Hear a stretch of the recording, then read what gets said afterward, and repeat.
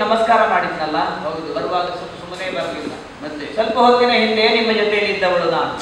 ಆದ್ರೆ ನಿಮ್ಮ ನಗಲಿ 4 ಹೆಜ್ಜೆ ಮುಂದಕ್ಕೆ ಹೋಗ್ಬೇಕಾದ್ರೆ ವಿಶೇಷವಾದ ದೃಶ್ಯ ನನಗೆ ಕಾಣಿಸಿದೆ. ನಾನು ಯೋಗದಲ್ಲಿ ಆಗ ನಿನ್ನ ಜಾಗ ನಾನು ಸುತ್ತಲೂ ತಿರುಗಾಡುವಂಥದ್ದು ಹೊರತು ಬೇರೆ ಏನೂ ಅಲ್ಲ. ನೀನು ಎಲ್ಲಿ ಹೋದ್ರು ನಾನು ಧ್ಯಾನದಿಂದ ಉತ್ಥಾನ ಹೊಂದುವ ಹೊತ್ತಿಗೆ ನೀನು ಬಂದು ಮುಟ್ಟಿದೆ ಎಂದು ನನಗೆ ಗೊತ್ತಿದ್ದದ್ದು. ಹೌದು. ಈಗ ಅದಕ್ಕಿಂತ ಮೊದಲೇ ಮಾತ್ರ ಅಲ್ಲ, ಎಚ್ಚರಿಸುವುದಕ್ಕಾಗಿ ಬಂದಿದ್ದಿ. ಹೌದು. ಅದಕ್ಕೆ ನಾನು ಕೇಳೋದು ಏನು ವಿಷಯ ನೋಡಿ, ಏನು ಸಂಗ್ರಹ ಮಾಡಿ ನೋಡಿ.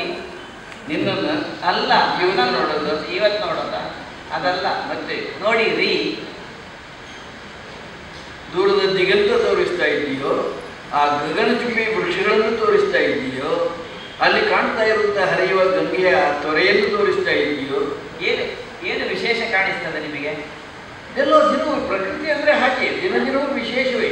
ಆಕಾಶದಲ್ಲಿ ಬಣ್ಣದ ಮುಗಿಲು ತೇಲುತ್ತದೆ, ಸುತ್ತಲೂ ವಾತಾವರಣದಲ್ಲಿ ಪ್ರಸನ್ನತೆ ಉಂಟಾಗಿರ್ತದೆ. ಅದನ್ನೇ ಹೇಳುತ್ತಾನೆ. ಅದಲ್ಲ, ಅದಲ್ಲ.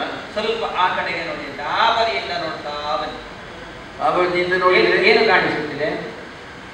ನೀನು ಯಾವುದನ್ನು ಹೇಳುತ್ತಿಂತ ಗೊತ್ತಾಗದೇ ಇದ್ರೆ ನನಗೆ ಕೆಲವು ಕಾಣಿಸ್ತದೆ. ಶೈಲದ ದಪ್ಪಲನ್ನು ನೋಡಿ, ಅಲ್ಲೊಂದು ದಾರಿ ಇದೆ.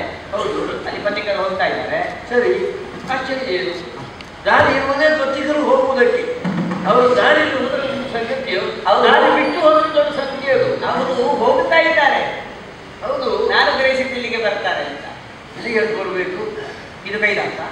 ಹಾಗೆ ನೀವಿದ್ದೀರಿ, ನಾನಿದ್ದೇನೆ, ಬರಬೇಕು. ನಮ್ಮ ನೋಡಿದ್ರು ಖಂಡಿತ ಬರಬೇಕು. ಬೇಕಾದಾಗ ಅವರು ಬರ್ತಾರೆ, ನಾವು ಇರ್ತೇವೆ, ಬಂದು ನೋಡ್ಕೊಂಡು ಹೋಗ್ತಾರೆ. ಇವತ್ತು ಯಾಕೆ ಬರಲಿಲ್ಲ ಯಾಕೆ ಅಂತ ನನಗೆ ಸಂಶಯ ಉಂಟಾಯಿತು. ಹಾಗಾಗಿ ನಾನು ಅವರನ್ನು ಸಮೀಪಿಸಿದೆ. ಸ್ವಾಮಿ, ಆ ದಾರಿಯಲ್ಲಿ ಹೋಗೋದಿಲ್ಲ ಪ್ರಾಮಾಣಿಕ.